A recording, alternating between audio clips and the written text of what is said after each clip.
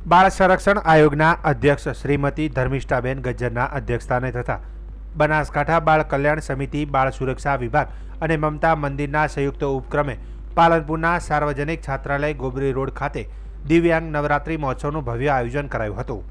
પાલનપુરના ધારાસભ્ય અનિકેતભાઈ ઠાકોર મુખ્ય મહેમાન તરીકે ઉપસ્થિત રહ્યા હતા। મહાનુભાવોએ દિવ્યાંગ વિદ્યાર્થીઓ સાથે નૃત્ય, ગરબા અને સાંસ્કૃતિક કાર્યક્રમોનો આનંદ માણ્યો હતો તથા મહાનુભાવોના હસ્તે દિવ્યાંગ વિદ્યાર્થીઓને ઇનામ આપી પ્રોત્સાહિત કરાયા હતા। આ શરદ પૂર્ણિમા નવરાત્રિ મહોત્સવમાં વિદ્યાર્થીઓએ પરંપરાગત વેશભૂષા ધારણ કરીને ઉત્સાહપૂર્વક ભાગ લીધો હતો। કાર્યક્રમના અધ્યક્ષ શ્રીમતી ધર્મિષ્ઠાબેન ગજ્જરે પોતાના સંબોધનમાં જણાવ્યું હતું કે દિવ્યાંગ બાળકો પણ સમાજનો અવિભાજ્ય ભાગ છે। તેઓ પણ તહેવારના આનંદથી વંચિત ન રહે તે માટે આ પ્રકારના કાર્યક્રમો ખૂબ જરૂરી છે। આવા તહેવારો તેમને આત્મવિશ્વાસ આપે છે અને સમાજમાં સમાન સ્થાન પ્રાપ્ત કરાવે છે। તેમણે ઉમેર્યું કે વિકસિત ભારત અભિયાનના હેતુનો સિદ્ધિ કરવા માટે દરેક નાગરિકે દિવ્યાંગ વ્યક્તિઓના સશક્તિકરણ માટે પોતાનો ફાળો આપવો જરૂરી છે। સાથે તેમણે દિવ્યાંગ બાળકો માટે સતત કાર્યરત તમામ સંસ્થાઓ અને કાર્યકરોને હાર્દિક અભિનંદન પાઠવ્યા હતા।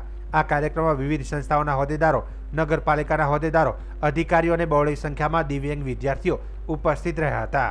ગુજરાત રાજ્ય બાળ અધિકાર સંરક્ષણ આયોગ ચેરપર્સન આજ રોજ બનાસકાંઠા જિલ્લા પાલનપુર સ્થિત મમતા મંદિર વિદ્યા મંદિર ટ્રસ્ટ દ્વારા અને CWC એટલે કે ચાઇલ્ડ વેલફેર કમિટી અને સમગ્ર પરિવાર દ્વારા આ બાળકો માટે જે એમના આનંદની જે ખુશી છે એ વ્યક્ત કરવા માટે અને એ બાળકો પોતાના જીવનમાં આ ખુશીને કેવી રીતે કરી શકે એના માટે સૌ આયોજકોએ અહીંયા આ સુંદર આયોજન કર્યું છે।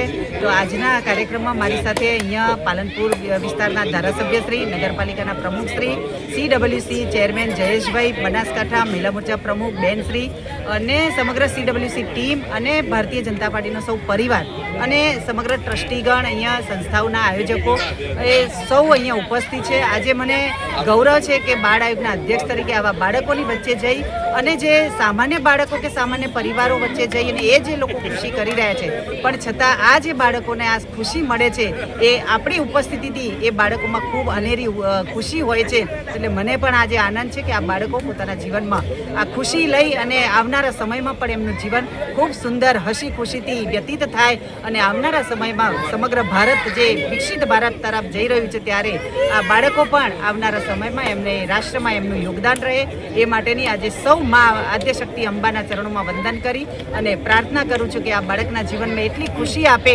કે એ સંસ્થાના જે સૌ સંચાલકો અને સમગ્ર ટીમ જે એમના માટે કામ કરી રહી છે એમને પણ પોતાના જીવનમાં સંતોષ થાય કે આ બાળકો માટે અમે કંઈક કર્યું છે અને બાળકોને પણ પોતાને થાય કે અમારે જે કહેવાય કે સર્વસ્વ માતા પિતા અને સર્વસ્વ પરિવાર એમને આ સંસ્થાઓમાં મળે છે એટલે એ એમના માટે ખૂબ મોટી વાત છે।